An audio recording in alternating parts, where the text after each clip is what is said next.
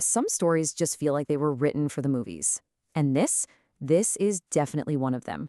We're talking about the journey of a young boy from a tiny village in Punjab who was destined to become not just some superstar, but the absolute heart and soul of Indian cinema.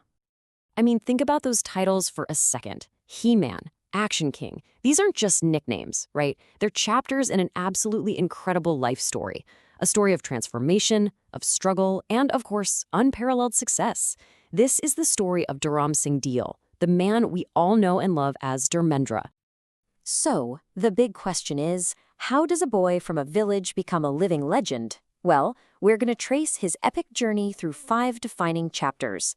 We'll start with his humble beginnings, cover his early struggles, see the rise of the romantic hero, then witness the explosive birth of an icon, his reign during a golden era, and finally, look at the immortal legacy he's built. All right, so let's start at the very beginning. And I mean, way before the bright lights of any movie set. Our story starts in the simple, rustic world of Sonawal, Punjab. He was born to a school headmaster and a homemaker, a life that was a million miles away from the glamour of Bollywood. So he was born in 1935, and for a while, life was pretty normal. But then, the late 50s hit. He enters this national talent competition, and he wins. Now, this wasn't just a trophy. It was his golden ticket, his one-way pass to Mumbai. By 1960, he's there, in the city of dreams, ready for his first film, with absolutely no idea of the incredible journey that was about to unfold. So you think winning that competition meant it was smooth sailing from there, right? Nope, not at all. He gets to Mumbai, and the very first film he was promised gets shelved. Can you imagine? What a crushing blow for any newcomer. This wasn't the glamorous start of a superstar. This was the tough beginning of a real struggle. It's funny, before we all knew him as the He-Man, he was something else entirely. In those early days, after his 1960 debut, he actually carved out a niche as this sensitive, romantic lead. He was sharing the screen with the biggest female stars of the time, building a reputation for these really gentle, emotional performances. Now here's a crucial piece of his story. A huge part of his early success was thanks to a powerful mentor, the legendary actress Meena Kumari. She saw his raw potential, and she didn't just offer him support. She actively went to bat for him, helping him land the kind of strong roles that would really solidify his place in the industry. Her influence back then was a total game changer. But that romantic hero, that was just one side of the coin. A pivotal moment was coming, one that wouldn't just change his image forever. It would literally redefine what an action hero could be in Hindi cinema. And I mean, the shift was dramatic. He went from being known as this gentle, emotional guy to embodying sheer power and raw energy.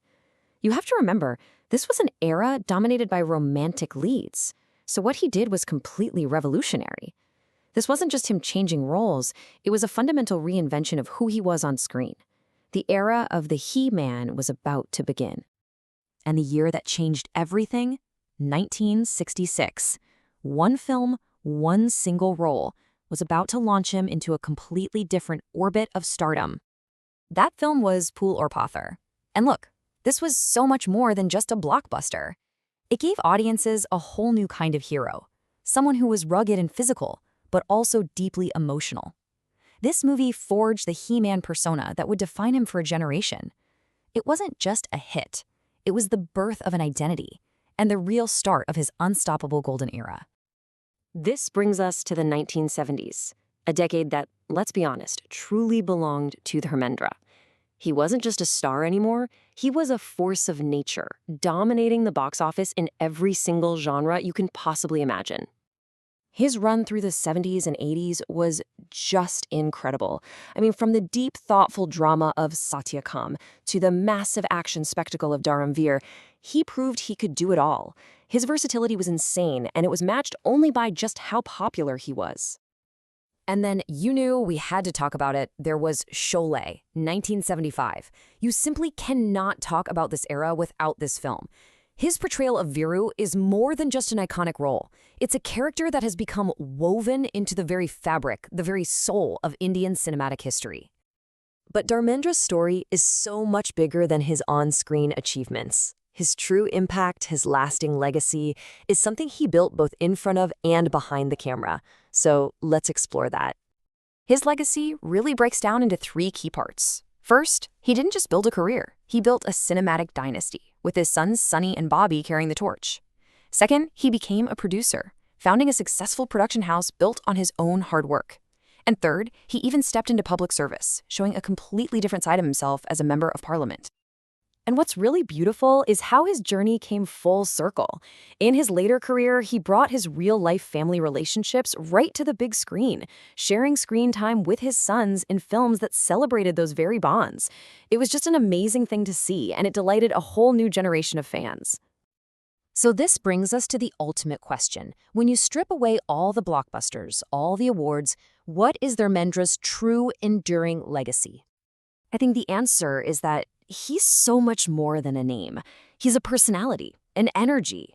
He represents this incredible kind of passion, honesty, and just raw humanity that is absolutely timeless.